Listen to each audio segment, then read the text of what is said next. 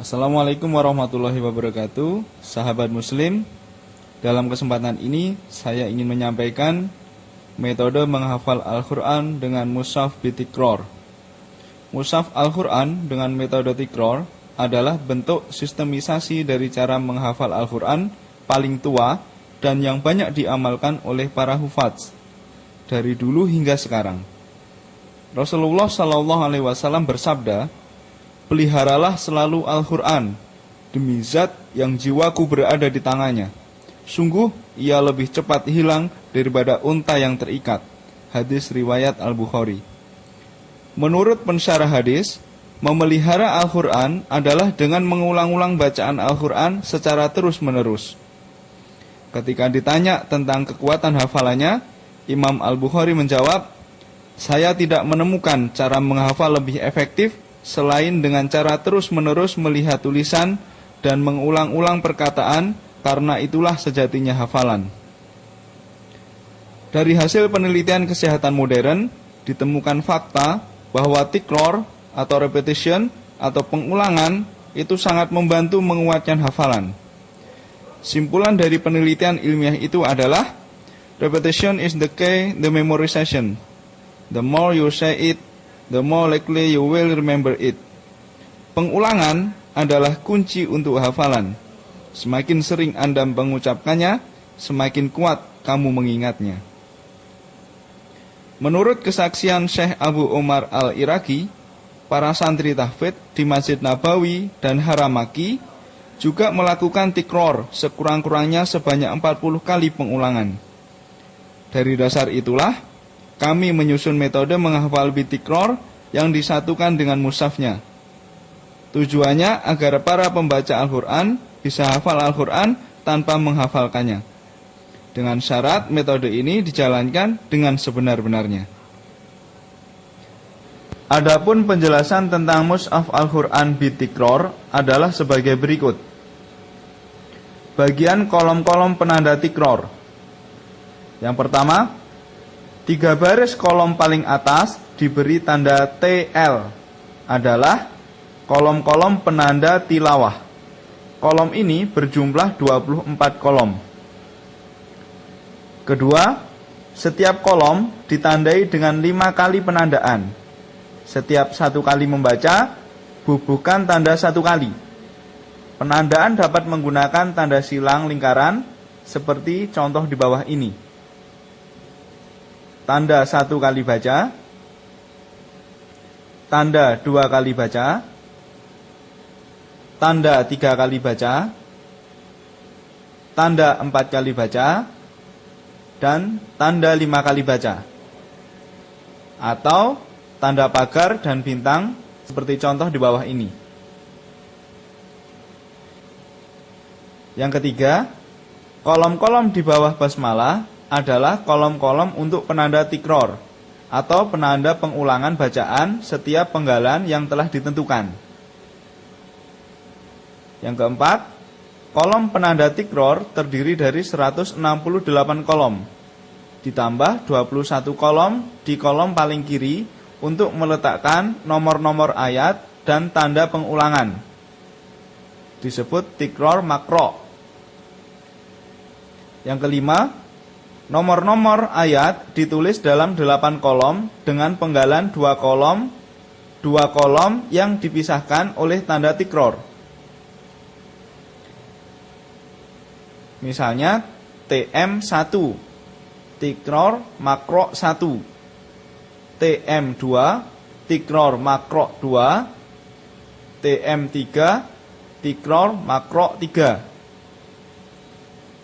TM4, tikror makro 4, TM1 sampai 2, tikror makro 1 sampai 2, TM1 sampai 4, tikror makro 1 sampai 4. Yang keenam, kolom penanda murojaah di bawah kolom penanda tikror terdiri dari 32 kolom.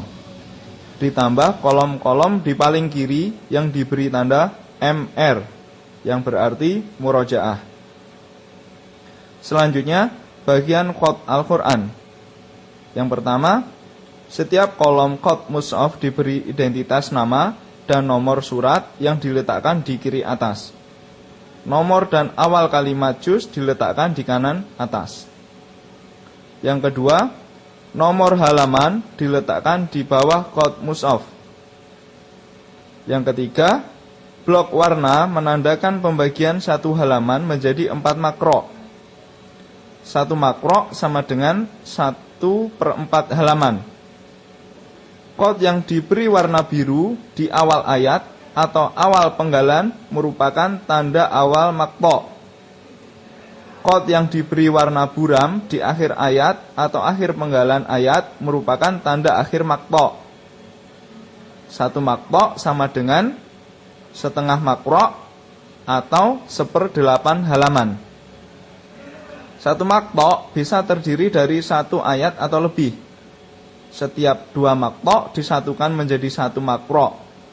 Setiap halaman terdiri dari 4 makro atau 8 makto.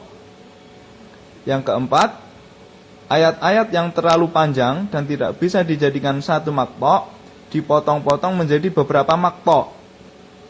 Akhir dari setiap makto mengikuti tanda wakof dan panjangnya seimbang antara 1 makto dengan makto yang lainnya. Contohnya, ayat 282 dalam surat Al-Baqarah. Ayat tersebut dibagi menjadi 8 makto dan ditandai dengan huruf A, B, C, hingga H setelah nomor ayat. Selanjutnya, bagian bawah qad. Di bagian bawah kolom qad mushaf adalah kolom-kolom kata kunci hafalan yang diambil dari setiap kalimat awal dan akhir setiap makto. Kolom-kolom paling bawah berisi ayat-ayat dari kolom qad mushaf di halaman tersebut yang mirip dengan ayat lain dalam surat yang sama. Jika metode ini dijalankan dengan sebenar-benarnya, insya Allah para pembaca akan hafal Al-Quran dengan sendirinya. Bahkan bisa lebih mutqin atau lancar dan sempurna. Sahabat muslim, selamat belajar dan selamat menghafal. Semoga Allah memberikan kemudahan kepada kita semuanya.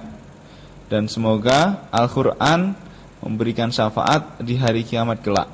Amin ya rabbal alamin. Terima kasih atas perhatiannya. Assalamualaikum warahmatullahi wabarakatuh.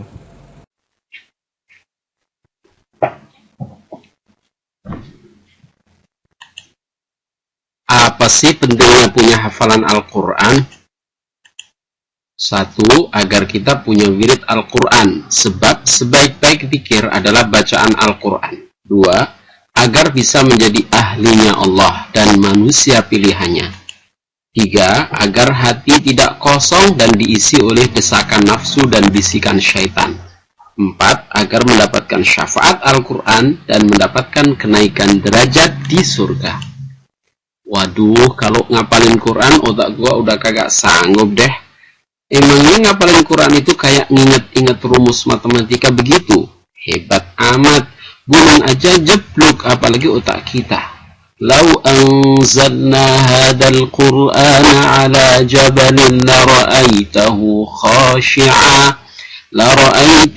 khashi'an mutasaddi'an min khasyatillah. Seandainya kami turunkan Al-Quran ini kepada gunung, pasti kau akan melihatnya tersungkur jatuh serta meletus berhamburan karena takut kepadanya. Kayak apaan sih ngapalinnya? Bukan ngapalin, tapi mentikrar. Tikrar adalah membaca secara berulang-ulang. Jadi Al-Quran bukan diapalin, tapi dibaca berulang-ulang. Mak kita di kampung pada hafal dan lancar surat Yasin. Kenapa? Mereka rutin membacanya. Ingat pesan Nabi, ta'ahadul Qur'an fa innahu ashaddu tafassyan min sudurir rijal minan na'ami min aqaliha. Ta'ahadul Qur'an berarti bacalah Al-Quran berulang-ulang, karena ia lebih mudah terlepas dari dada manusia ketimbang terlepasnya unta dari ikatannya. Jadi bukan diingat-ingat dengan otak kita ya. Tidak, tapi dibaca secara berulang-ulang atau ditikrar, sehingga bacaan itu melekat ke dalam hati dengan izin Allah. sebagaimana firman-Nya, wa qala alladziina kafaru laula nuzzila 'alaihi al-qur'anu jumlatan wahidah kadzalika linuthabbita bihi fuadaka wa rattalnahu tartila. Berkatalah orang-orang kafir, mengapa Al-Quran itu tidak diturunkan kepadanya sekali turun saja? Kenapa demikian? Adalah supaya kami memperkuat hatimu dengannya, dan kami membacakannya dengan tartil, yakni secara teratur dan benar. Lalu berapa kali kita mesti mentikrar? Terserah, semakin banyak mengulang, semakin lancar di bibir dan semakin mantap di hati. Coba bandingkan, para ulama ahli hadis menghafal satu hadis dengan membacanya sebanyak 50 hingga 500 kali. Para penghafal Al-Quran menghafal satu ayat Al-Quran minimal 20 hingga 300 kali pengulangan. Capek deh. Ya capek, tapi pikirkanlah. Satu huruf Al-Quran yang dibaca bernilai satu kebaikan, bahkan dilipat gandakan hingga 10 kali lagi kebaikan. Hafalan kita akan menjadi lampu penerang kita di alam kubur. Al-Quran akan datang sebagai pemberi syafaat di hari kiamat. Orang tua kita akan dimuliakan dengan mahkota kehormatan di akhirat karena kita yang hafal Al-Quran. Hafalan Al-Quran kita akan menaikkan derajat kita di surga nanti. Walhamdulillahi Rabbil Alamin.